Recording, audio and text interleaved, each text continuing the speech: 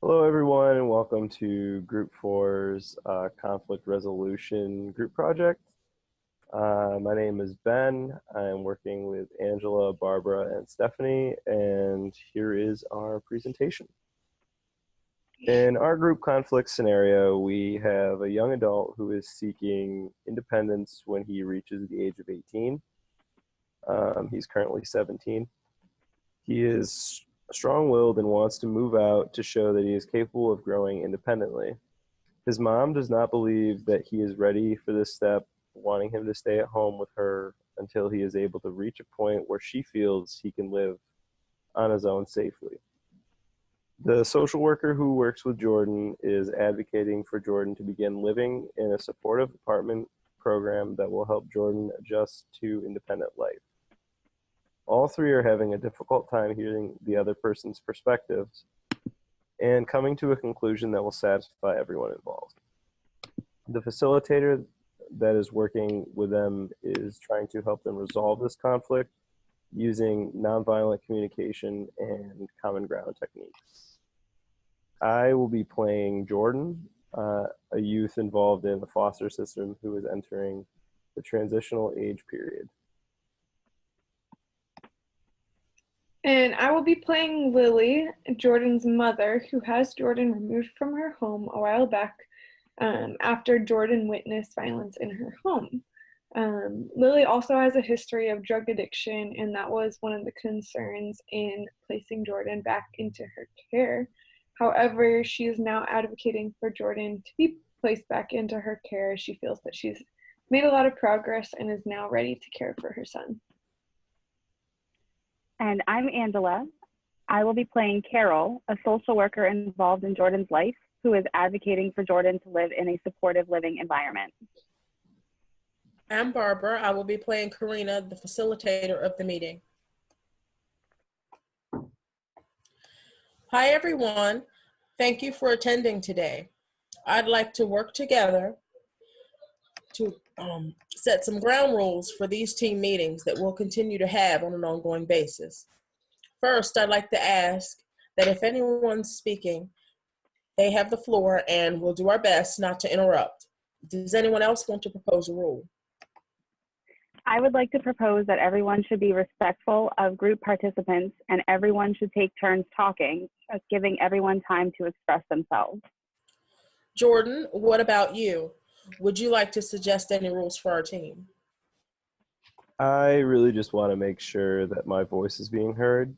I have a lot of plans for my life, and I think they are important. I'd like to speak first, if that is okay with everyone. That's fine. Okay. What I really want to establish in this meeting is that I want to increase my independence. I don't want to continue living with my mom, and I don't want to keep living in the foster system. I want to be able to move into my own apartment where I can make my own decisions, such as what meals I'm going to be eating and how I'm going to spend my money. What I want help with is gaining this independence as well as finding a job so that I can financially support myself. I feel trapped. I think I would feel trapped living under my mom's household, and I don't think I would meet my full potential living there. I feel too controlled and think that since I'm turning 18 next month, I am definitely old enough to start living on my own. I want to start on achieving this goal because I've had it for a really long time. These are the feelings that I'm having, and I want to work towards living in my own apartment as soon as possible. Carol, now I want you to paraphrase what Jordan has said so that he knows you understand what he's saying. Yes, Jordan, I understand what you are saying. You feel like it will be best if you lived independently in your own apartment once you turn 18. You are feeling trapped and controlled living with your mother, and you want to reach your highest potential, and you believe that living in your own apartment is the best way to do so. See, that's not fair. I'm trying to help my son, and now that makes me controlling. You all don't understand what I've been through or what it's like to actually look out for his best interest. You get paid to be in his life, but I'm his mother, and now you get to call me controlling. He wants his own apartment, and that sounds easy, but he has no clue what it's like to pay bills every month and how hard it actually gets. What it's like trying to work and the responsibilities you still come home to. It's not what he thinks it's going to be like. I love Jordan. I just want to look out for what he actually needs. But Mom, you're acting controlling right now. I've learned a lot about what my needs are, and I'm not so sure that you know what I really need. I have to figure that out for myself. If I were to come home, we're just going to start fighting again. It sounds like you both have some strong feelings coming up for you around this topic. Let's all take a moment to recenter and hear what the other person is saying so we can stay focused on what our goal is here. Team, can we all agree that we're all here to find the best solution for Jordan? Yeah. Yeah. Now, let's start by clarifying the controlling statement, as it is important that Lily feels like we are understanding her perspective and no one's statements are being misconstrued. Jordan and Carol, I'd like you both to address this to Lily in respectful language. I'd like to request that you keep it focused on how things affect you without blame. Lily, clearly you carry a lot of love for your son. I admire how much you want to support him and be involved. I was in no way trying to direct any blame on you. I was simply restating Jordan's experience. I'm sorry if it came across any different, and I hope that we can work together to find the best solution for Jordan. Unfortunately, we cannot place Jordan back into your home until you finish your case plan and mandated classes. Mom, I understand that you love me and that you really care about me. And it's probably really difficult for you to see your son growing up and feeling like you're not really needed. I want to work towards finding a solution so that both of us can be happy. What type of living situation do you think you'd be comfortable with me living in? Well, this process has been hard for me, but I just want what's best for you, and I need to learn how to support you in that. If that's you being on your own, I'll try and learn how to support you in that. Team, I have a suggestion.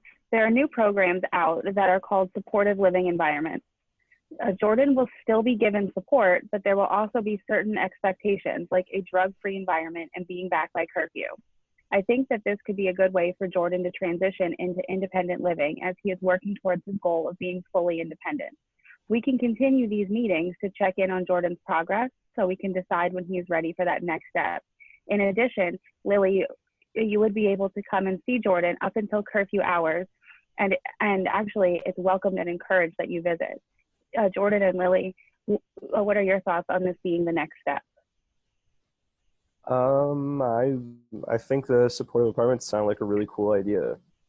I would like to see them, before I were to move in, but I would definitely consider moving into one. And I would like seeing my mom for visits to show her how well I am doing living independently.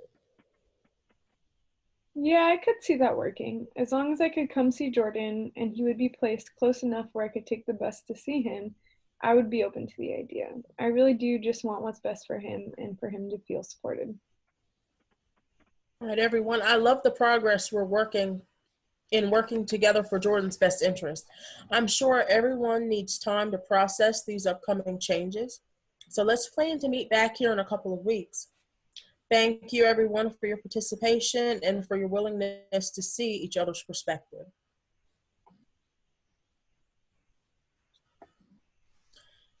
Hello, all. It's nice to see everyone again.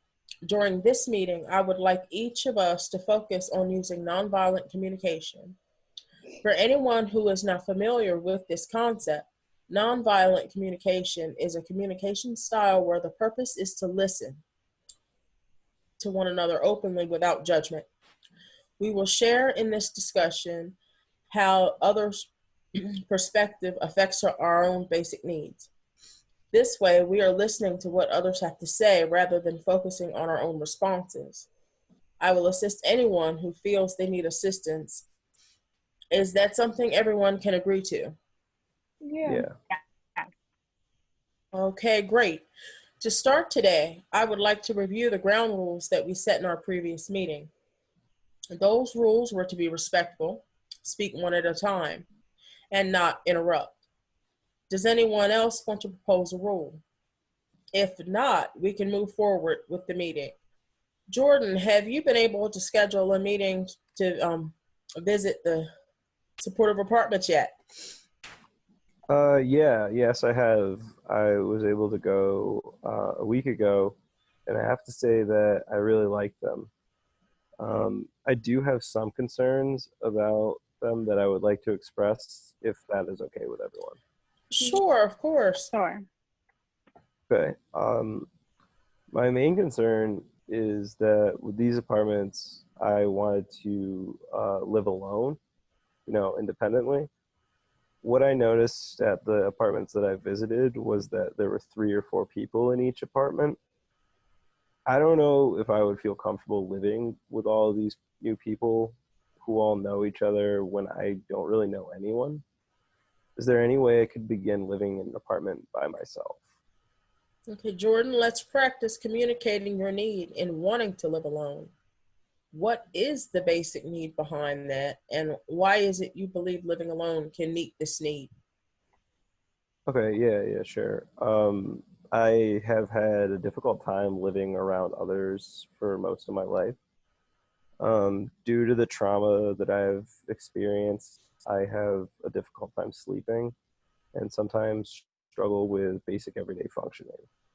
This is really frustrating for other people, and I don't want to make anyone angry with me or have anyone make fun of me. That happened to me when I was living in a group home when I was 12. Basically, a couple of older boys who were 14 and 15 made jokes about how I would cry sometimes at night when I would wake up because I was afraid of one of my dreams.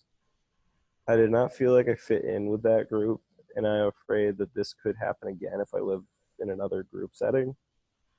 I also feel that living with others when I was younger is what caused me this trauma. I definitely didn't feel safe when I was really young and living with my mom. I remember lying in bed praying at times that I could move out and live on my own then. And now I feel that I'm in a position that I can do that. Okay, Jordan, to sum up what you're saying, it sounds like your basic need is to feel safe and have peace of mind. Would you agree with that?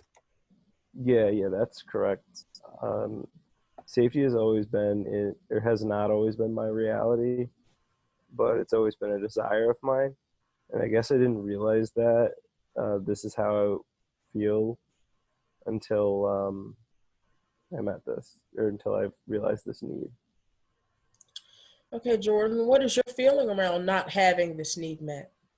I feel really anxious. I'm scared that I might start, regressing, losing the progress I made. I'm scared that all the things I just talked about would come true. Jordan, I want to thank you for addressing your concerns with us, but unfortunately, the only supportive apartments we have available house between 3 and 6 people. The program works to provide emotional support and biweekly house meetings with a program manager to help ensure that everyone living in these homes feels comfortable with their peers and safe in the environment. Additionally, I want you to succeed, Jordan, and I would never knowingly put you in a position to fail. Does this help to address your concerns adequately? Carol, I don't mean to be rude, but I'm not sure you're hearing Jordan completely. While I certainly believe that you would never put Jordan in a position for him to fail, moving forward with putting him in an apartment with other people who have their own issues can be detrimental to his development. Can't you see that? Lily, I want to thank you for speaking up and sharing your opinion. I would like you to try restating what you said. This time, try to present what the basic need is behind what you're saying and how it makes you really feel. I guess I'm afraid for my son. It was difficult for me knowing that he wasn't safe living with me in his youth. I'm his mother, and it worries me that I was unable to keep Jordan safe. And so I'm scared that if I couldn't do it, that Jordan won't be safe living with a group of strangers he's never met before. Thank you, Lily. It sounds to me that you are worried for Jordan's safety and that his safety is important to you. What I heard is that for you to have sound peace of mind, you need to know that Jordan's safe from harm in his new living situation. Is that accurate? Yeah, I think it is. My fear around Jordan's safety has sometimes impacted my ability to speak in a non-judgmental manner. I want to make sure my son is safe, especially because of the struggles he's had in the past. Excellent, Lily. Thank you for speaking from your heart. Now, Carol, would you like to respond to Jordan and Lily now that you've heard both of them speak? Yes, I would. Thank you. What I'm hearing is that the both of you are worried about Jordan feeling safe and comfortable in his new environment. I too am concerned with his safety and his comfort and would only place him in a situation where both of these areas are being respected. Jordan, you have said that you have had a difficult situation in the past living with others, both at your mom's and in group homes, and that your experiences in those settings have caused you trauma. In our supportive apartments, you would be living with young adults in very similar situations who have shared similar experiences to you. The apartments also have very strict guidelines that prohibit any dangerous activity in order to help keep them safe. Additionally, I will be there for support at any time to help you resolve any issues that you might be having. Lily, creating a safe environment can be difficult, especially when it is just one person working without support. In the supportive apartment, Jordan will have a team to help create and live in a safe environment. With multiple people working with Jordan to make his environment safe, we can do an effective job of creating an environment that each of us is comfortable with. Okay, everyone, I would like to point out that we will continue these meetings to address any safety concerns as they come up. If changes are needed, this is a good place to bring those concerns and for Carol to update us on openings in any other apartments. Jordan, Lily, how do you feel about what Carol just said? I feel reassured when I hear that I will have an entire team working for my benefit. Feels good to know that while I'll definitely still have my independence, I'm not going to be completely alone. While I am still a little nervous about living with strangers, I want to give the supportive apartments a chance to see how I like living there.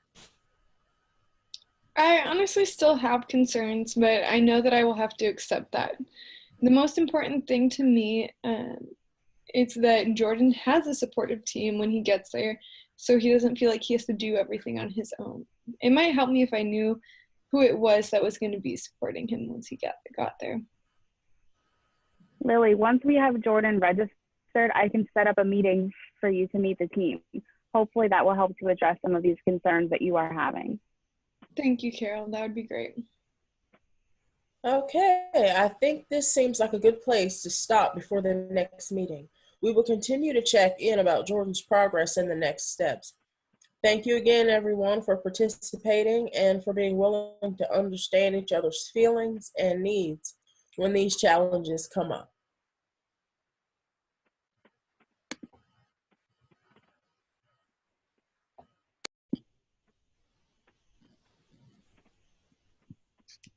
Hi, everyone. My name is Stephanie once again, and I played Lily, Jordan's mother, in our roleplay event. And so now we are going to go through some different topics and talk about a little bit more in depth some of the topics that were covered in our roleplay. So the first thing that we want to talk about is some issues relating to oppression and diversity. And so for our script, we didn't always clearly lay out what some of those issues were, but kind of let them be felt in the script through some of the relationships and the tensions that the different relationships had. And so two very different kind of ends of the spectrum were the client's mother, Lily, and the social worker.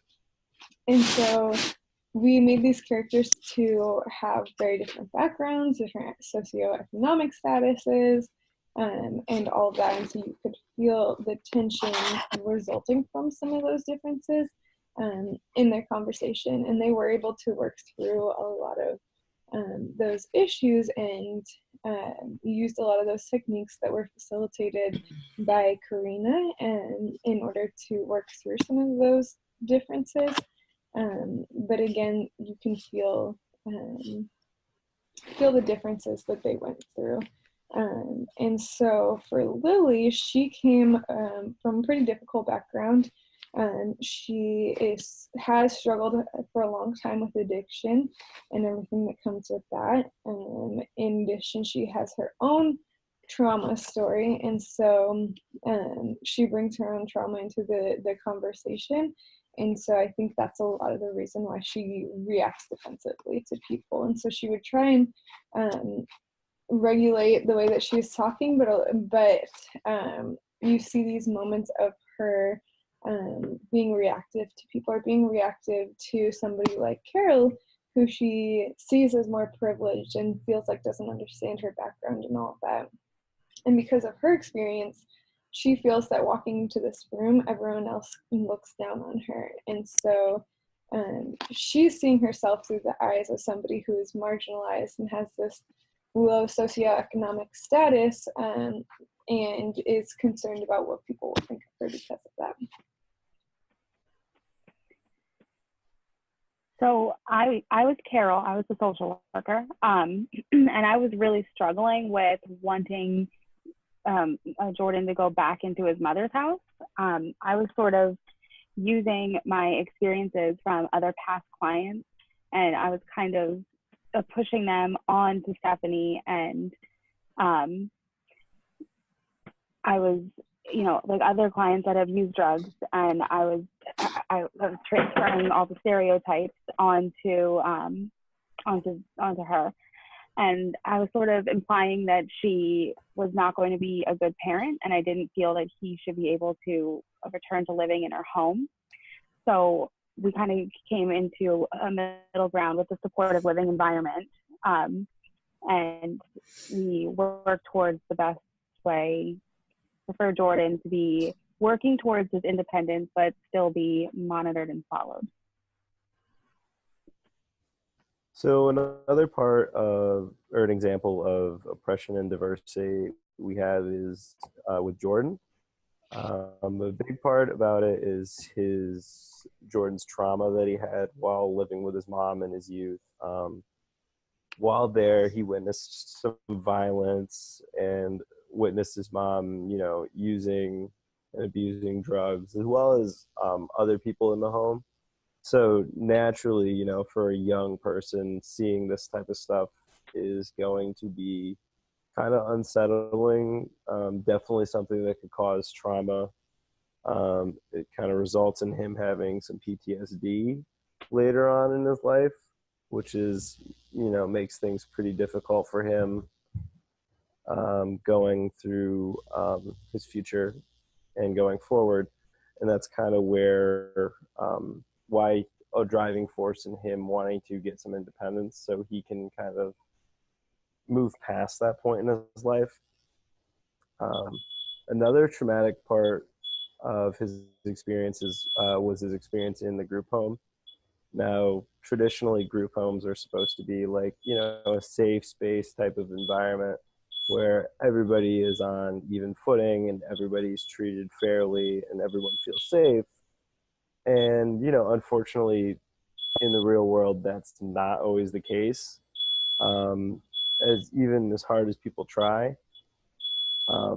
So his negative experiences with the trauma, coupled with not really getting along with his housemates, not feeling comfortable and safe around them, that kind of is a main driving force of Jordan wanting not only to get his own apartment, but also to live alone.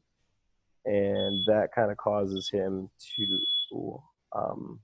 first be apprehensive about going into the supportive apartment.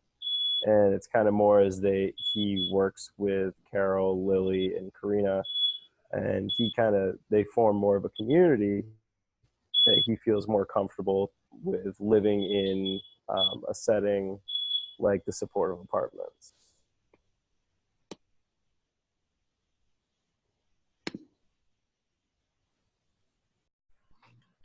Now, as for the techniques that were used in the role play, we decided to do nonviolent communication and common ground. Now, in the first role play scenario, we used the common ground technique.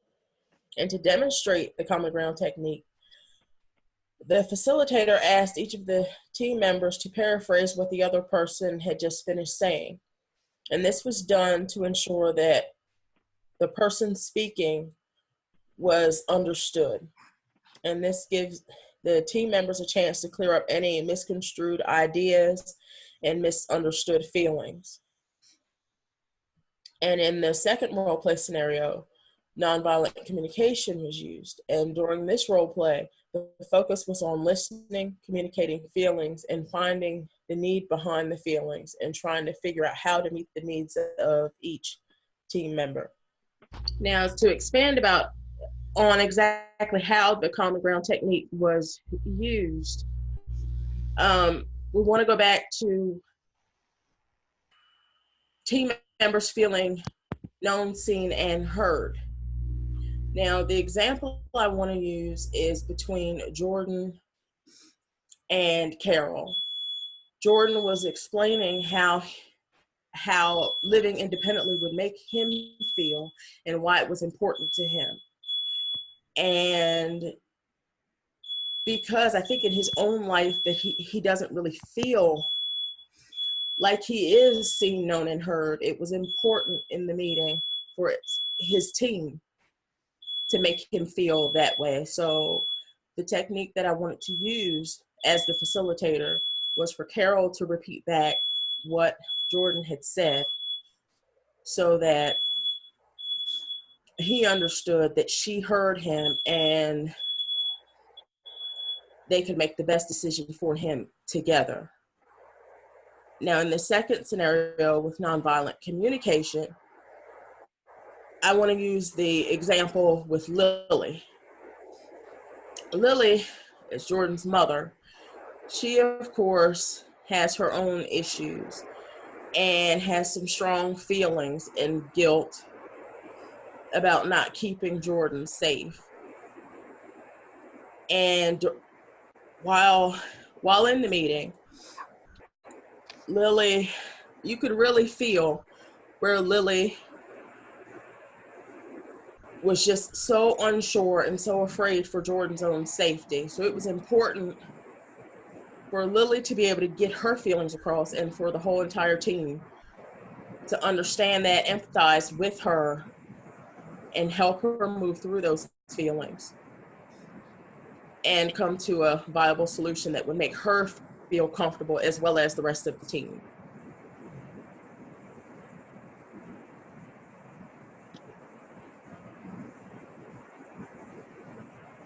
And I hope that those examples make it clear about how we used common ground and nonviolent communication during our role play. Thank you. Next, I'm going to talk about the different stages that the group went through throughout the scenario.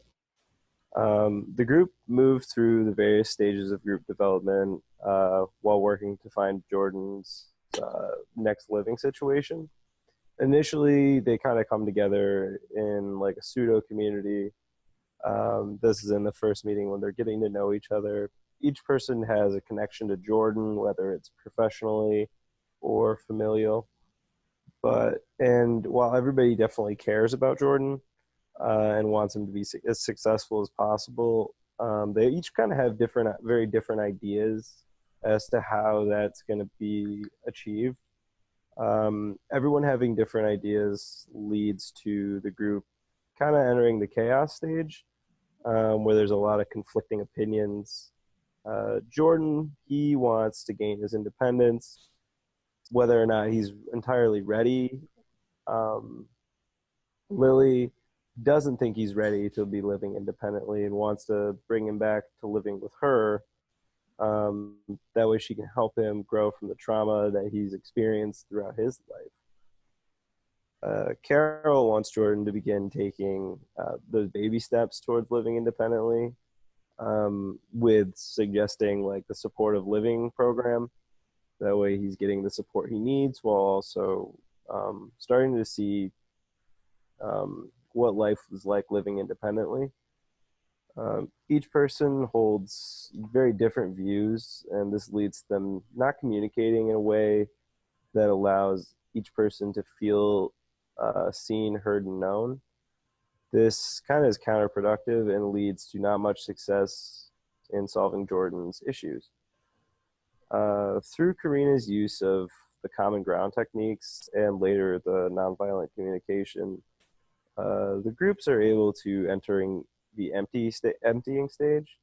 This is where everyone starts to communicate and begins feeling seen, heard, and known. They're listening to each other, and they are speaking about their feelings and their needs without placing blame on other people or judging what the actions of others are. This allows everyone to feel much more comfortable when they're sharing their information about themselves, and makes people feel a lot more open about sharing things. It makes finding the solutions a lot easier for everyone involved, and that's basically because everyone feels that their needs are being met by the rest of the group. So where the group ends at the end of the second meeting is that they're kind of reached the community stage. Each person is acting in Jordan's best interests, and they're communicating to find solutions that will help each person feel satisfied. They've really come together and want to start moving forward towards having Jordan moving into the supportive living environment. By doing this, Jordan, Lily, Carol, and Carina are able to have difficult conversations about their feelings and what the next steps will be.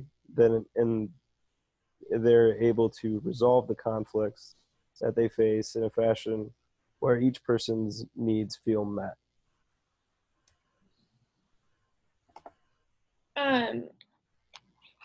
So I'm just going to touch on the stages that our group went through. And so similarly, there's the 4 stages of pseudo-community, chaos, emptying, and community. And so I look at pseudo-community as kind of that first meeting that we had together, similar to the meeting that our role play group went through, of doing introductions and kind of finding out basic information about each other.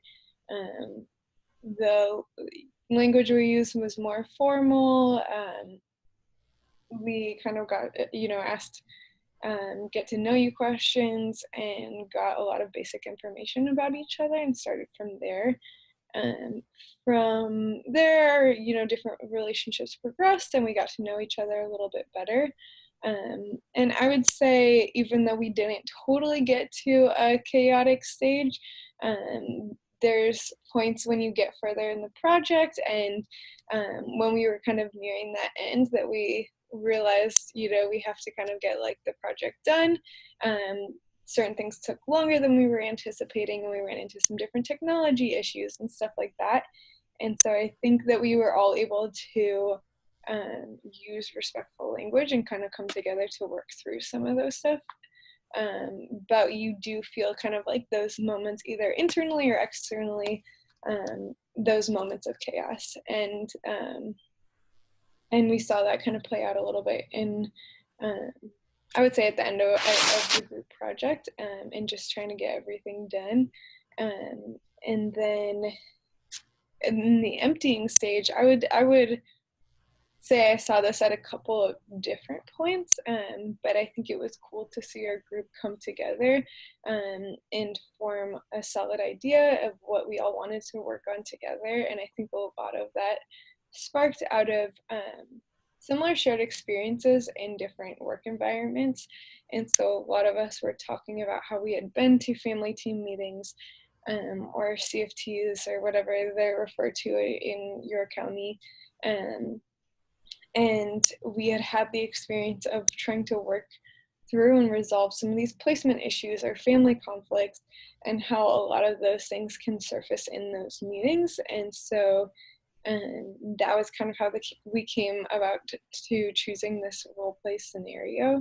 And then I think at the end, we did reach that community stage of really all coming together for a similar purpose and worked really hard in getting through that last stage of the project and coming together to create something. I think at the end we all knew each other a little bit better, and we were able to understand how everyone works. And so that was a little bit about our group dynamics. And that is the conclusion of our project. But thank you for listening and for following a little bit of Jordan's story.